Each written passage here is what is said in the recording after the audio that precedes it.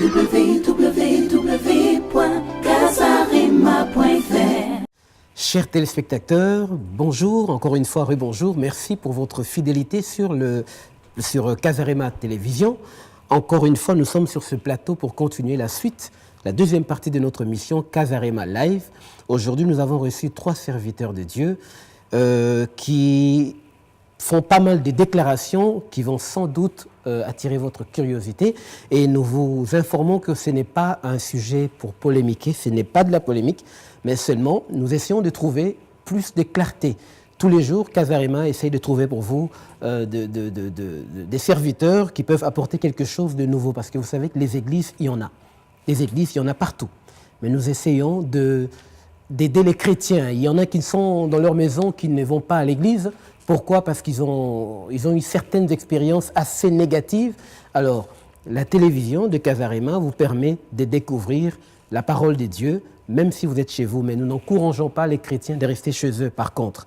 Mais si vous êtes chez vous, même si vous avez une église, vous pouvez suivre notre télévision et suivre dans la bibliothèque toutes les prédications. Et donc, aujourd'hui, le thème que nous traitons, ce n'est pas un sujet à polémique, mais nous écoutons leurs révélations. Il s'agit de Dr Odilon, et puis il y a également le pasteur Pabou et Dr Jean Gongo. Ils sont ici sur notre plateau, donc nous sommes à la deuxième partie de cette émission. Nous allons toucher à un thème encore qu'ils ont soulevé tout à l'heure. Peut-on vraiment organiser des conférences avec pour thème la délivrance? La délivrance est un sujet très, très, très difficile, vu que la parole de Dieu dit que Jésus a donné une instruction à ses disciples en disant « Quand vous priez, dites « Délivre-nous du mal ». Alors, certains serviteurs de Dieu sont partis avec cette conviction qu'il faut pratiquer la délivrance. Ils appellent ça pratiquer la délivrance ou bien faire de la délivrance. Et il y a des hommes de Dieu qui prennent tout simplement l'exemple de Jésus, qui, durant tout son ministère pendant 3 ans et demi, n'a fait que prier pour les gens, chasser les démons, guérir les malades, et on a appelé ça délivrance. Alors, pour vous, docteur Odilon, je vais commencer par vous. Qu'est-ce que vous dites de ces genres de conférences où on voit conférences des guérisons, conférences de miracles? Est-ce qu'on sort de la parole de Dieu? Est-ce qu'il y a quelque chose qui empêche, qui nous éloigne de la vérité? Déjà, vous allez remarquer, bien-aimé Nathan, que quand ces gens invitent comme ça, ils vont demander à la personne de faire l'action des grâces avant de prier pour cette personne-là. Donc nous comprenons déjà l'esprit qui est derrière. La délivrance, comme nous on la comprend, mon collègue tout à l'heure a énuméré une écriture, que vous connaîtrez la vérité et elle vous affranchira. La vraie délivrance, c'est la vérité qu'il apporte. Voilà pourquoi l'évangile éternel, qui est l'évangile de vérité, c'est elle qui vient justement délivrer, qui vient affranchir. Parce que la délivrance, je peux l'expliquer autrement. Tout en soulignant que prier pour quelqu'un et chasser les démons, c'est biblique. Parce que Jésus a dit aussi que vous marcherez sur les serpents et les scorpions. Donc nous avons ce droit-là aussi, que quand quelqu'un est envoûté, on leur donne à cet esprit-là de partir. Mais nous n'en faisons pas une doctrine. Nous, on préfère d'abord chasser les démons qui est dans ton âme. Les démons qui est dans l'âme de la personne, c'est l'ignorance. Parce que si, naturellement, nous sommes malades, ce n'est que l'ombre. La réalité est plutôt spirituelle. C'est-à-dire c'est l'âme de la personne qui est malade, qui a besoin de la délivrance. Alors nous préférons donner la délivrance d'abord à l'âme de la personne. Et ensuite, nous pourrons donner aussi la délivrance à cette personne-là physiquement. C'est biblique. C'est pourquoi je vais souligner et expliquer cela encore autrement. Vous voyez, quand l'enfant est dans le ventre de sa mère, il est dans l'obscurité. Cet enfant-là a besoin de la délivrance. C'est-à-dire a besoin de la lumière. Parce que la révélation, c'est cette lumière-là qui vient délivrer justement. C'est pourquoi on voit que l'enfant doit sortir. Il y a l'action du sang qui va faire que l'enfant sorte, déplace l'enfant du ténèbre à la lumière pour que l'enfant reçoive sa délivrance, qui est manifestée par le souffle de vie que l'enfant reçoit. Donc ça, c'est une autre dimension de la délivrance que moi, je peux dire. Je laisse les autres aspects à mes collègues. Ok, je vais poursuivre avec Dr Jean Gongo. Alors, je voulais un peu ajouter de ce que mes collègues ont déjà parlé. Je voulais seulement dire que les gens qui parlent de la délivrance, ils n'ont jamais parlé de la délivrance. Parce que ce qui est, c'est ce qui a été déjà existé avant le siècle avant nous. C'est pour dire que si nous voulons comprendre la délivrance, nous allons vraiment voir la délivrance avec Moïse. C'est-à-dire, Moïse en Égypte, c'était le seul homme libre. Voilà pourquoi Moïse pouvait annoncer la délivrance. Et quand nous lisons le prophète Jésus-Christ sur Luc 11, verset 20, il dit, si c'est par les doigts de Dieu que je chasse les démons, sache-le que le royaume de Dieu est venu vers vous. C'est-à-dire, la délivrance a été toujours accompagnée du royaume de Dieu. C'est-à-dire, avant que les démons soient chassés, il faut qu'il y ait la présence du doigt. S'il n'y a pas le doigt, le démon ne va pas sortir. Et quand nous voulons savoir sur les doigts c'est quoi? Les doigts, c'est le ministère de la parole. Les doigts, c'est au travers des doigts qu'on fait l'aspersion. On fait l'aspersion avec les doigts où? C'est dans l'âme. Si l'âme de l'homme est délivrée, car on ne contredit pas la Bible, le bien-aimé Gaïs, on lui conseille qu'il prospère comme prospère l'état de son âme. C'est-à-dire, la délivrance commence par l'âme. Si l'âme de l'homme est délivrée, la lumière de l'âme va apporter la lumière jusqu'à la chair. Amen. Voilà pourquoi nous comprenons qu'un sacrificateur, quand il n'a pas encore achevé le service, il n'est pas encore entré dans l'île très saint, il ne peut pas bénir le peuple. C'est-à-dire, il doit commencer à marcher le parvis, les lieux saints et les lieux très saints. Quand il sort maintenant du lieu très saint, après avoir fait l'expiation, c'est à ce moment qu'il sort devant le peuple et il bénit le peuple. Nous voulons dire seulement que la vraie délivrance, quand le serviteur, il fait le service de la chair, de l'esprit et de l'âme. Quand il termine maintenant le service de l'âme, c'est là où il peut sortir maintenant pour dire que le bien-aimé est délivré. Parce que nous croyons que la délivrance est une bénédiction. C'est-à-dire chaque fois que nous prêchons, parce que nous avons les doigts. Voilà pourquoi nous appelons même les gens de Bima de venir, de comprendre le mystère des doigts. Parce que quand il dit que nous chassons les démons par les doigts, nous avons la connaissance. Nous savons que quand il y a les doigts, les démons vont s'enfuir. Parce que quand Jésus-Christ, pour chasser l'esprit des morts qui était sur la femme adultère, qu'est-ce qu'il a fait? Il a écrit avec les doigts. C'est-à-dire quand les doigts écrits, l'esprit des morts va fuir. Donc quand il n'y a pas les doigts, même si on chasse les démons ils sont là. Voilà pourquoi nous comprenons que beaucoup de personnes ne sont pas encore délivrées. Parce que premièrement, les gens qui prêchent, ils ne sont pas vraiment hommes libres comme Moïse l'était. Merci. Et pour que l'Israël sorte de l'Égypte, ce n'était pas le miracle, c'était l'agneau. En tout cas, quand vous parlez, j'ai l'impression que vous généralisez. Enfin, je veux dire, vous mettez toutes les églises dans le même sac, ou bien... Voilà. À cette question-là, oui. Bien sûr, parce que la question c'était sur la délivrance, bien sûr, pour démontrer que, franchement... Peut-on organiser des journées avec pour thème délivrance? Non. Déjà, j'ai la réponse. Oui. Écoutez, pourquoi? Je prends d'abord l'écriture qui dit dans Luc chapitre 1er, le verset 74. La Bible dit ceci: de nous permettre, après que nous serions délivrés de la main de nos ennemis, de les servir sans crainte. Ça, c'est très important. Qui délivre qui? Je venais de l'évoquer dans mon introduction, je disais que un homme lié ne peut jamais proclamer la liberté sur les autres. C'est déjà impossible. Et nous venons de découvrir que un seul Hébreu, né des Hébreux, à l'étranger, dans un pays d'esclavage, mais qui n'est pas esclave, parce que Moïse n'était pas esclave. Si les autres ne le savent pas, nous le savons, que Moïse n'était pas esclave. Mais le reste de sa famille, de ses proches, tous, ils étaient esclaves, sauf lui. Pourquoi Dieu a permis que tous soient esclaves, sauf Moïse? Parce que ce verset, c'est là que Pierre est parti chercher ce verset, de dire qu'un homme lié ne peut pas proclamer la liberté aux autres. Non. Il a vu ça, ce qui a été et c'est ce qui vient. Il n'y a rien de nouveau. Donc il a piqué là-bas, il a trouvé qu'il a fallu qu'un seul juif soit libre dans l'esclavagisme et qu'il soit capable de libérer les autres. Qu'est-ce qui rend un homme libre? C'est la parole de Dieu, comme nous venons de le dire. Vous connaîtrez la vérité et la vérité vous affranchira. La Bible va encore plus loin pour dire, si le Fils vous affranchit, vous serez réellement libre. Et c'est par le doigt de Dieu, comme Jésus-Christ venait de répondre. Il répondait devant une accusation. Il était accusé de pouvoir chasser les démons par Belzéboul, qui est le roi des démons. Il a dit, mais si moi, je chasse les démons par Belzéboul, qui est le roi des démons, alors vos fils, avec quoi ils le feront? Mais c'est le doigt de Dieu. Or, le doigt de Dieu fait partie de la main. La main a 5 doigts.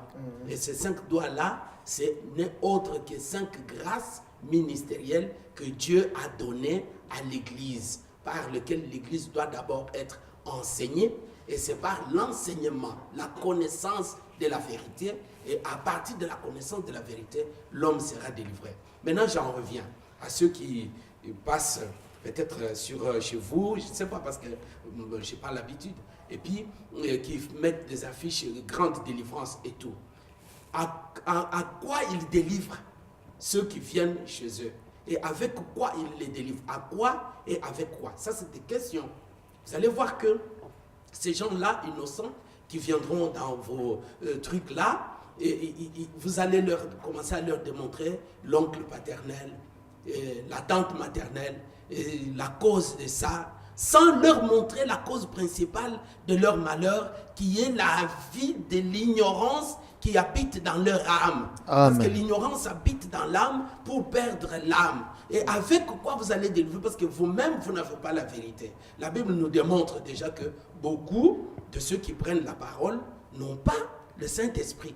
Ça, je peux encore le dire à haute voix. Et je vais le démontrer encore que beaucoup de ceux qui tiennent la Bible et qui réunissent les gens, qui leur promettent même la guérison et la délivrance, n'ont pas le Saint-Esprit. Parce que c'est le Saint-Esprit qui délivre. Maintenant, eux, ils n'ont pas le Saint-Esprit.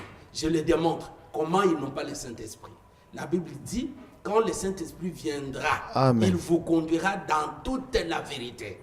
Maintenant, quand tu trouves quelqu'un qui se proclame avoir un certain Saint-Esprit, mais qui néglige les bases, comme nous venons de les poser, les bases même de la doctrine du Seigneur Jésus-Christ, il les met à côté, il proclame autre chose. D'où il n'a pas le Saint-Esprit. Donc, on va commencer par la personne qui prétend délivrer les autres, commencer par le délivrer lui-même, et après, la délivrance viendra sur le peuple. En tout cas, merci beaucoup. Je veux toucher un petit peu votre structure, je veux dire, pas dans le mauvais sens, mais on aimerait bien comprendre un petit peu. Église Assemblée des Saints. Bon. Voilà, docteur Odilon, vous êtes docteur, il y a le pasteur, Pabou, et puis il y a un autre docteur. Est-ce que vous avez d'autres ministères dans votre structure? Parce que vous savez, de nos jours, c'est assez difficile de trouver, je veux dire, une église ou assemblée où il y a plusieurs ministères qui travaillent, parce que ça rejoint un petit peu ce qu'aujourd'hui on appelle, entre parenthèses, l'église primitive.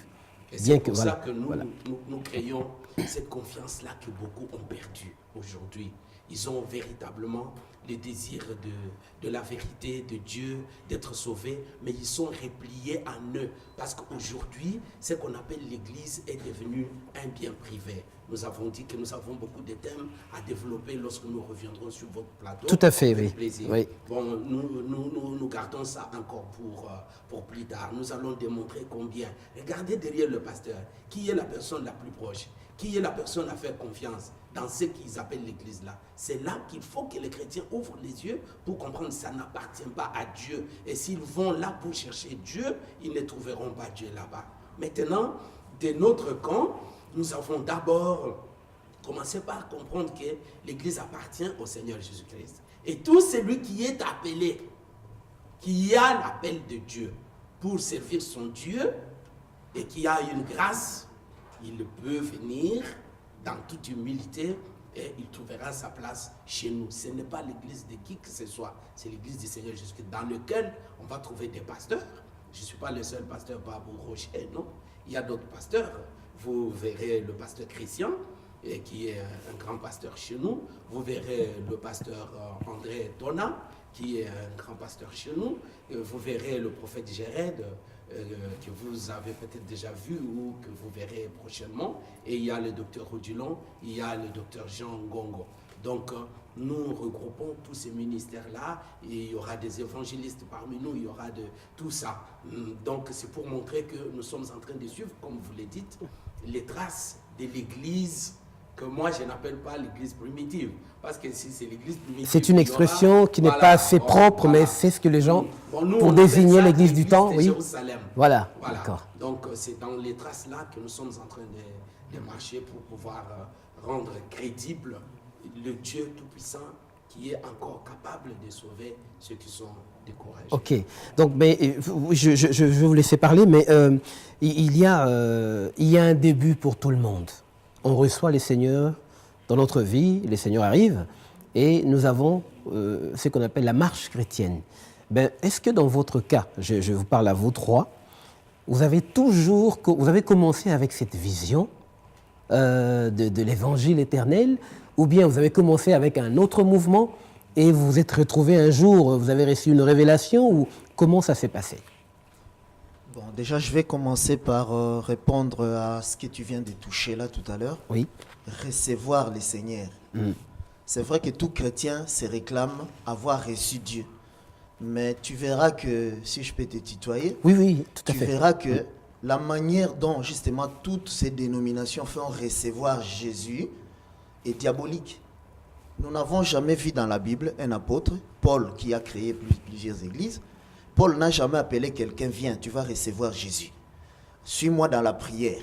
Jésus, je te reçois comme mon Seigneur et Sauveur, etc.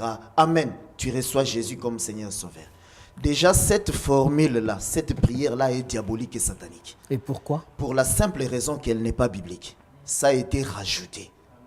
Il se fonde sur Romains 19. Confesse par la bouche. Mais lui, Paul, qui avait dit confesser par la bouche, il n'a jamais invité quelqu'un pour lui faire confesser par la bouche. Ça veut dire qu'il y a une autre explication derrière que nous avons et nous pourrons vous apporter cela. Donc sachez que vous tous qui avez reçu Jésus par la prière, vous n'avez jamais reçu Jésus. Vous n'êtes jamais rentré dans les royaumes. Et si vous venez, nous pourrons vous expliquer cela.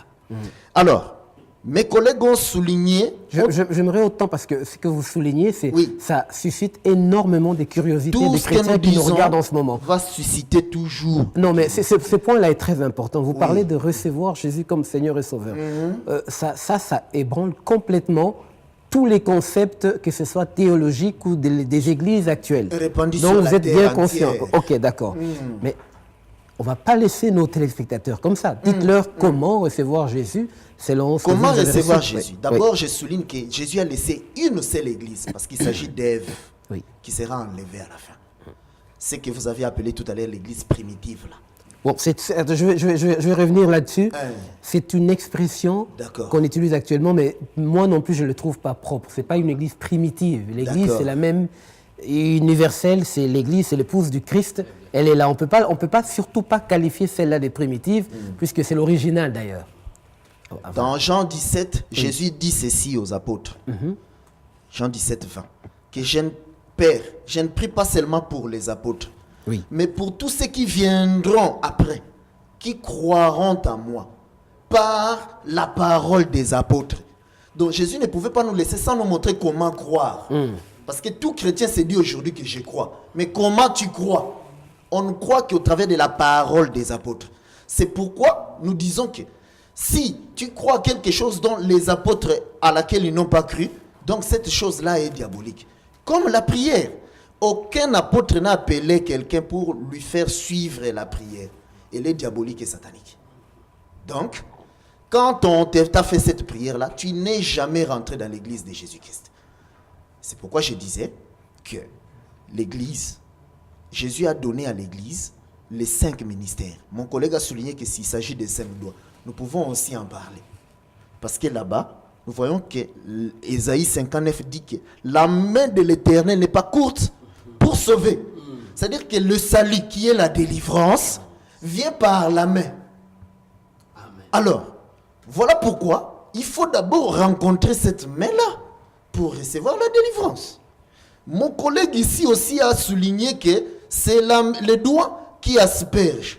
Parce que la délivrance, là-bas, Aaron aspergé cette fois pour que le peuple soit délivré. Nous ne pouvons pas inventer les choses. Nous devons voir d'abord la pratique des prophètes là-bas, qui ont été confirmés par les apôtres, et nous rangeons dessus. Donc c'est le doigt qui asperge. Oh, nous avons 5 doigts. Voilà aussi le pourquoi des 5 plaies dans le corps de Jésus. Parce que Dieu fait tout avec un but. Donc, si Jésus est venu nous apporter son sang, parce que tout le monde crie ici que le sang de Jésus, et il y en a même certains qui invoquent le sang pour l'asperger sur les instruments. Mais si nous comprenons vraiment que le sang de Jésus est pour purifier nos âmes, est-ce que l'instrument, mon bien-aimé journaliste, est-ce que la table, les chaises ici, ils ont une âme pour que le sang de Jésus vienne l'asperger? Nous comprenons que tout ça, c'est l'ignorance. Nous, on ne condamne pas le peuple de Dieu.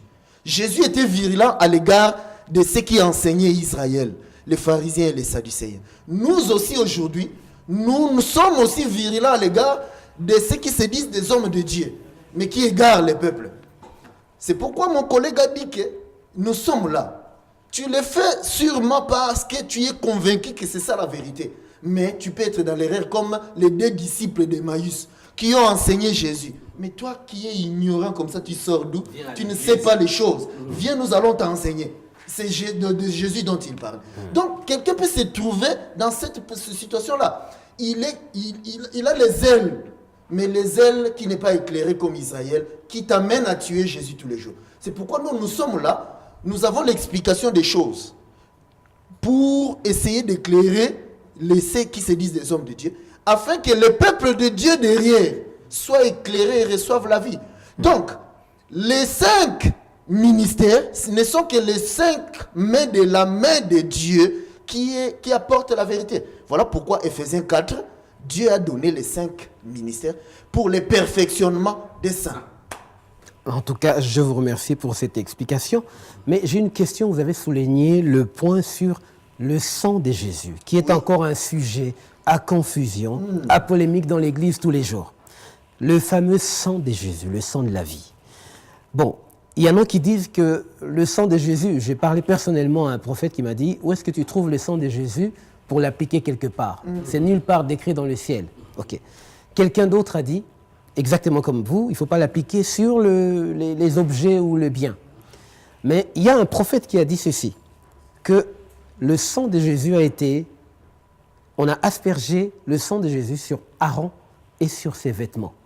Et donc, son argument, je vous le lis tout de suite, il a parlé des vêtements d'Aaron, parce qu'on n'a pas aspergé seulement sur Aaron, mais la Bible le précise, sur Aaron et sur ses vêtements.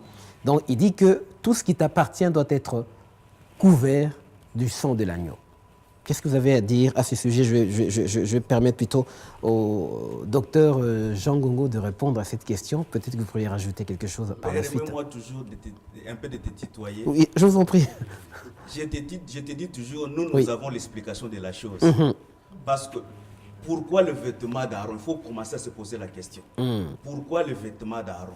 Le vêtement d'Aaron servait à Aaron de la dignité. C'est-à-dire, le vêtement, c'était seulement pour distinguer Aaron par rapport à la dignité. Et nous avons l'explication de cet vêtement aujourd'hui. Parce que c'est le seul vêtement qui a été fait à la taille d'Aaron. C'est-à-dire, tout est souverain sacrificateur qui vient après Aaron, il doit se conformer à la taille d'Aaron. C'est-à-dire, on ne peut pas diminuer ce vêtement. C'est pour dire que ce vêtement-là, aujourd'hui, c'est le ministère de la parole. C'est ça le vêtement d'Aaron. C'est-à-dire, un ministre, premièrement, il est sauvé, parce que nous sommes sauvés par le sang. Un ministre, il est déjà premièrement sauvé, parce qu'on ne peut pas te donner ce vêtement si tu n'es pas sauvé. Parce que tu me diras qu'il y a des gens qui prêchent au nom de Jésus et qui prophétisent au nom de Jésus, leur dira à la fin, je ne t'ai jamais connu. Il y a une différence, je ne te connais pas. Et je ne t'ai jamais connu. C'est-à-dire, pour être ministre, Dieu doit te connaître avant le temps. J'ajouterai Oui, ceci. pour compléter, oui. Bien-aimé Nathan, tu sais que tous ceux qui se disent des hommes de Dieu, ils se présentent devant les peuples en soutane avec les cols blancs ici qu'ils appellent col pastoral. Au fait, c'est partant de l'habit d'Aaron qui s'habille comme ça. Mais bien-aimé, tu as vu les couronnements du pape récemment. Mais regarde le pape et regarde ces gens-là. Tu auras la réponse. C'est-à-dire, ce sont en réalité des prêtres catholiques, tous ces gens-là. Mais ce n'est pas étonnant qu'ils mettent des noms dans leur boîte de nuit. Que toi, tu paieras pour appeler des églises, mais que nous n'appelons pas des églises. Parce que Jésus a laissé une seule église. C'est-à-dire, comme disait mon collègue, les vêtements d'Aaron, nous avons l'explication du vêtement d'Aaron. Donc, je déclare que tout celui qui s'habille avec la soutane là, avec l'école pastorale, c'est un serviteur du diable. Il doit se repentir et venir. Voilà pourquoi, bien-aimé Nathan, aucun apôtre ne s'est habillé comme ça. Mais suivons l'exemple, et c'est ce que je venais d'énumérer tout à l'heure. Notre foi doit correspondre aux foi à la manière dont les apôtres ont cru. Les apôtres dont Aaron est l'ancêtre physiquement, mais ils n'ont pas porté cet habit-là comme ça. Parce que les Saint-Esprit qu'ils ont reçus les a révélé que cet habit-là a déjà eu une explication. Parce que là-bas dans l'ombre, c'est aux sacrificateurs qu'on demandait la loi. C'est-à-dire les prédicateurs dans l'Ancien Testament, c'était les sacrificateurs. Voilà pourquoi nous comprenons que Aaron avait aussi des filles et il avait aussi sa femme.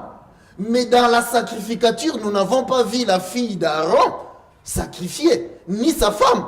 Nous comprenons qu'une femme ne peut pas prêcher. C'est aussi simple que ça, mon bien-aimé. Vous remarquerez que tout ce que nous touchons ne sont que des sujets polémiques. Mais nous avons la réponse à toutes ces choses. Peuple de Dieu, cessez de déambuler par-ci, par-là. La vérité est là, l'évangile éternel, que Dieu a promis pour le temps de la fin.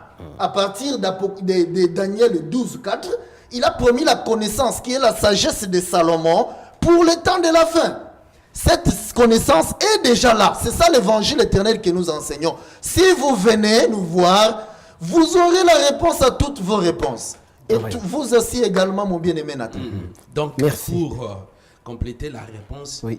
le prophète là, il vous aurait dit que parce que le sang a été aspergé sur la robe d'Aaron, d'où ça nous donne l'autorisation d'asperger le sang sur tous ceux qui nous appartiennent. Oui. Mais il a oublié que Aaron n'avait pas que cette tenue-là. Il avait d'autres choses qui lui appartenaient. Est-ce qu'il a une écriture qui montre qu'à part seule la robe, le sang a été aspergé sur tout ce qui appartenait à Aaron? En plus, Aaron portait aussi un caleçon long. Il faut qu'il nous dise si derrière, sous leur soutane, ils ont aussi un caleçon long. Ce qui tue les enfants de Dieu aujourd'hui, c'est l'imagination. Faire des choses par imagination, par complaisance. Ces gens-là, ils font des choses avec complaisance. Voilà pourquoi nous sommes en train de dire que nous sommes là pour nous entraider avec eux. Nous sommes disposés de les entraider, de parler avec eux, de les ramener aux Écritures, à la base. Parce que la Bible nous interdit de déplacer la borne ancienne. On ne peut pas déplacer la borne ancienne. Ce n'est pas par hasard que Dieu demande aux enfants d'Israël, au travers de Joseph, que l'Éternel vous visitera. Mais lorsque vous sortirez de l'Égypte, n'oubliez pas mes os. Donc c'était important que le peuple d'Israël porte les os de Joseph jusque dans la terre promise. Voyez-vous, bien-aimés, nous sommes là pour démontrer que l'Église n'appartient pas au pasteur. Et si vous regardez aujourd'hui ce que vous appelez les églises, appartiennent au pasteur. Et derrière le pasteur, la personne la plus importante, même s'il y a un qui prétend, comme nous, dire que la femme ne prêche pas, mais regarde la position de sa femme. Elle sera maman telle ou conductrice de femme. Regarde dans le choral, ça sera son enfant. Regarde derrière lui, tous ceux qui suivent derrière, même si ce n'est pas quelqu'un de un enfant ou quelqu'un, mais pose bien la question à la personne la plus proche du pasteur. Tu trouveras, c'est son collègue du quartier, qu'ils ont grandi ensemble.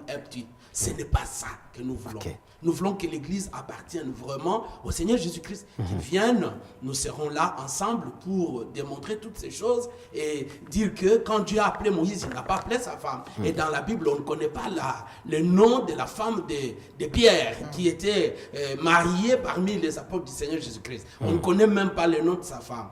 Donc toutes ces choses-là, c'est à démontrer. C'est pour ça que nous disons, nous allons parler sur le Saint-Esprit. Nous allons parler pour démontrer que beaucoup n'ont pas le Saint-Esprit, ils ne le connaissent même pas. Nous allons parler sur la délivrance pour dire qu'ils ne connaissent même pas la délivrance, mais ils parlent de la délivrance. Nous allons parler de ce qu'ils appellent leadership. Nous allons parler du nom de l'Église. Nous allons parler de tout ce point-là pour démontrer vraiment. Et on parlera aussi des autres sujets qui fâchent. D'accord. Ministère, savoir. C'est quoi le ministère? Comme vous le dites, est-ce qu'il faut commencer par devenir un disciple, devenir diacre et monter ancien, monter, devenir évangéliste, après changer, passer, devenir pasteur, devenir cela? Nous allons démontrer toutes ces faussetés-là qui ramènent les enfants de Dieu loin de la vérité et loin du salut. D'accord. En tout cas, merci beaucoup. Mais juste en bref, un mot de la fin pour, en ce qui concerne la conférence, cette journée de grâce, justement pour que les chrétiens puissent découvrir ce que vous apportez, ce que vous avez avancé tout à l'heure. Juste un petit mot et puis surtout nous rappeler l'heure, la date et si possible l'adresse également. Donc, nous organisons une journée d'action de grâce au 2 rue Désiré Chevalier. Oui. À Montreuil. Donc il y a le métro Montreuil qui va à la mairie de Montreuil. On peut descendre sur